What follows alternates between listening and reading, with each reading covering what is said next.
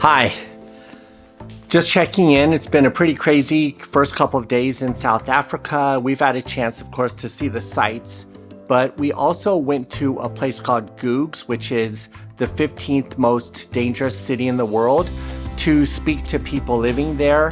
It's part of a film project we are working on called Empathy Echoes. Empathy Echoes is a project designed to share the voices of frontline customer care agents in the customer experience industry. The reason I'm doing it is the largest group of people around the world responsible for happiness at scale, customer satisfaction, are often unseen and unheard, and I wanted to share this interesting dynamic of our industry with you.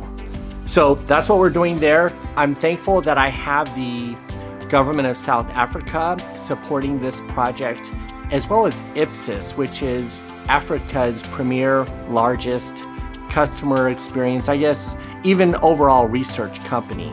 They've been tremendous at helping me access the real voices of our industry. So shouts out to them. After this little intro, I'm going to cut to an interview I had with Alvin Visser. He's a ethnographer. He's an ethnographer from Ipsos, and his insights about creating customer happiness are profound in a market where buyers subsist on between $500 and $600 US per month.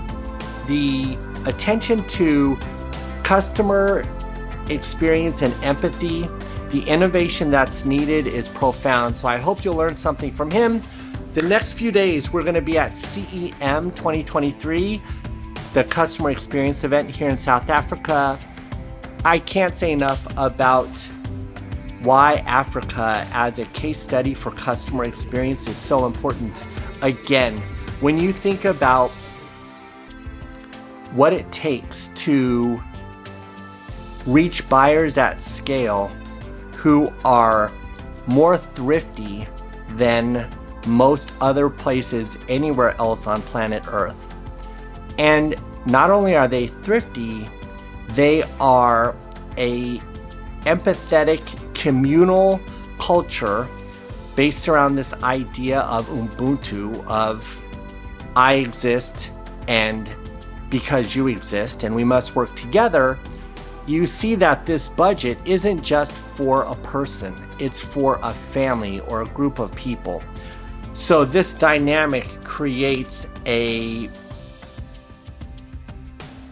place where customer experiences are born and created in new ways like nowhere else. So I hope you'll join us on the adventure. I'm sorry I have to run so quickly. They're asking me to get out of this hotel, but I wanted to stop in and welcome you on this journey. Thanks for being here, and I will check in with you at the next possible moment. My name is Alvin Visser, resident in Cape Town, South Africa. I currently practice as an ethnographer for a multinational research company called Ipsos. We market research, and I'm an ethnographer, which is a hell to explain at parties when people ask you what you do. It's not one of those easy, I'm a teacher, I'm a fireman. Ethnographer is somebody who basically goes into cultures, into groups, into segments, into reality, life, into people's homes, into shopping aisles, into where consumption happens, into where just people are not consuming anything, just being, and tries to unearth some kind of magical insight, some magical truth, some magical truism, and come in and be subservient to whoever you are or wherever you are, and come in, I think, with the big question why, to going, let's again park all our assumptions. Let's have a strategic objective, a strategic understanding of what a business needs and why they're doing this.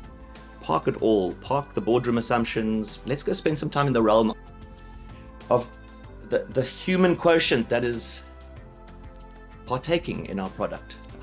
The most learning happens when you are totally subservient and know nothing about segment that I'm trying to find out the most about. And you can actually say it sometimes. So I'll be in people's homes and I'll say, look, I don't know anything, what it's like and how they feel and what they talk about on that journey, if they talk at all, how they pay, etc. One of the pieces I told you about was lollipops, company making lollipops. What price point do you have to be at? What joy do you have to spark in an incredibly poverty-stricken community who are the biggest consumers of lollipops? Why? Because it can meet a coin price point, but it creates the most amount of joy in that child's life. Parent works equally hard for very little. The amount of joy that's sparked by a mom giving a child a 2 Rand coin, the fact that 2 Rand coin needs to hit a price point to get some joy, the fact that you're selling your lollipop at 2 Rand 50, you're out of that joy market. What do you have to do to be in the joy market? And what is that joy? What are we talking about? So now I sit with a whole bunch of, what kind of a job is this? I sit with a whole bunch of children trying to understand the lollipop reveal moment, listening to what they're talking about, listening to how they interact, how much joy it provides, how they're chasing the latest flavor because they're bored of these 4 flavors that sit in the market. And they found this new lollipop that absolutely, and it's got a double name. It's not just called an apple lollipop, it's called an apple tango. And you start to realize the DNA. You start to realize what you have to do in a market. Something as small as a little piece of stick with a piece of candy on. What sparks joy and how much joy it can spark. My job then is to package that magic. I get the privilege of dealing with that magic and then coming back and packaging that magic for a boardroom full of people in suits who all live in mansions and all drive Mercedes Benzes and go, do you know how much joy you spark? In millions of South Africans, millions. And do you know what your price point does to take away that joy and take away sales? And do you know equally how to unpack it and re-lock into a consumer truth of a moment? And just, what do we call this? What colors do we have to make it? Who's changing this world? How to succeed in the world of business. And it's something so simple. And yet you would go, the lollipop, and the entire business would have ideas. But you get grounded back in the human truth of selling a product to a group of people and trying to understand what they connect with, how they connect with it, and strategically how you can turn things around for yourself. We can make people's lives better. And life is a monumental collection of these moments. And one has had to take that empathic journey to reveal it, to create something better. It sounds lofty. We've got to be making their worlds better. And if one can do that at a 0.1% level at an interaction or a product or a brand, it's our reason to do it. If you can make somebody spark, I used the word earlier, spark a bit of joy. And that's that moment. If you can connect and spark a little bit of something in somebody's life, and if you multiply that across 48 official million South Africans, that's what you got to be doing. One of the big insights I think that came for me was working in Kenya and realizing very quickly just by analyzing for a client the kinds of things that we're selling in the shops and the kind of things that had high pull from what they call these little kiosks. So it's literally a little window where you're buying your goods. There's no supermarkets. And so every corner shop has like a little kiosk where someone's selling things. And going in and spending time in those shops, so spending time with shopkeepers and realizing how they bulk break. So they'll buy goods and they will absolutely bulk break them down So washing powder gets sold, you buy a big washing powder to make the money on and margin, and then you bulk breaking it into smaller packs, right? But the amount of work that these people had to do that, and then how certain brands had tapped into that logic and had gone, we will create smaller to the hand and to the coin bulk breakable packs. So for instance, a hot chocolate brand, which was selling like hotcakes in big cans, all of a sudden stopped selling.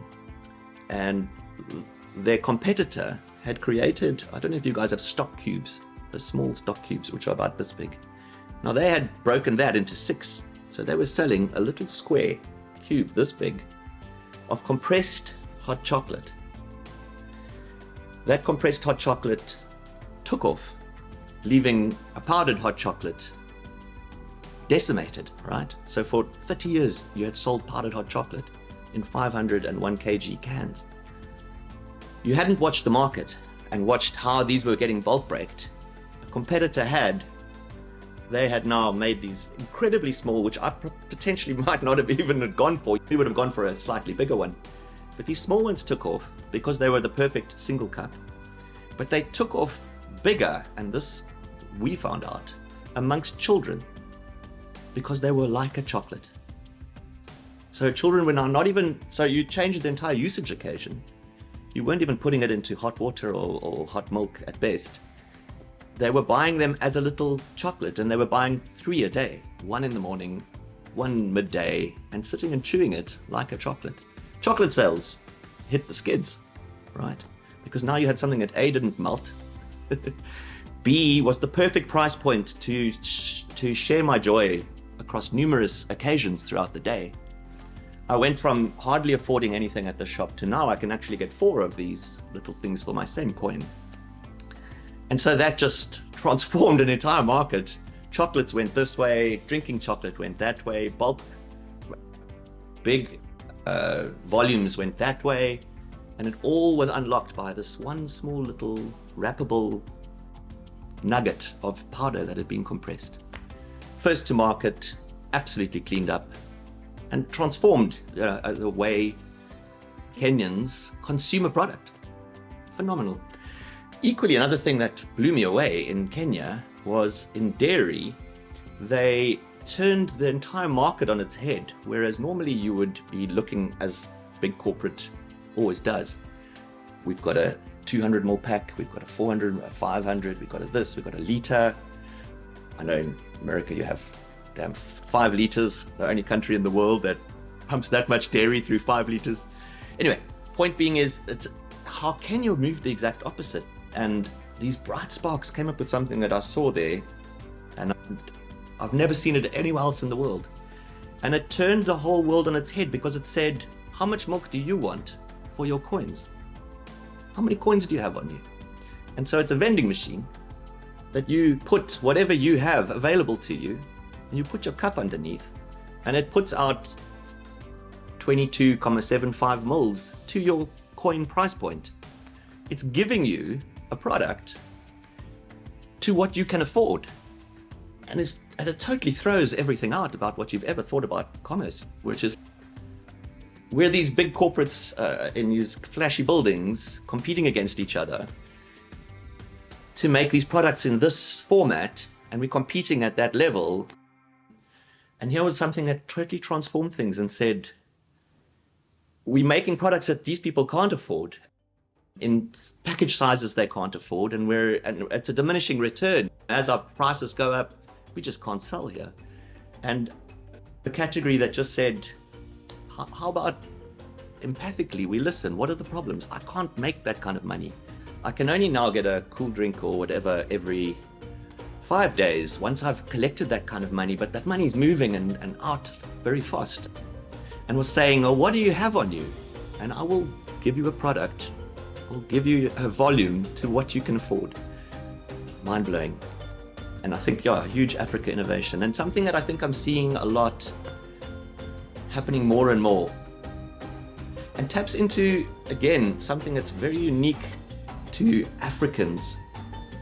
And is this notion often of Ubuntu. So we have a notion of Ubuntu, which is I exist because you exist. And we have to work together, providing those goods and services and brands in a way that absolutely creates magic, in my experience, in a shack, that absolutely creates magic, in my experience, in a huge mansion on the mountainside. That's what we're trying to do.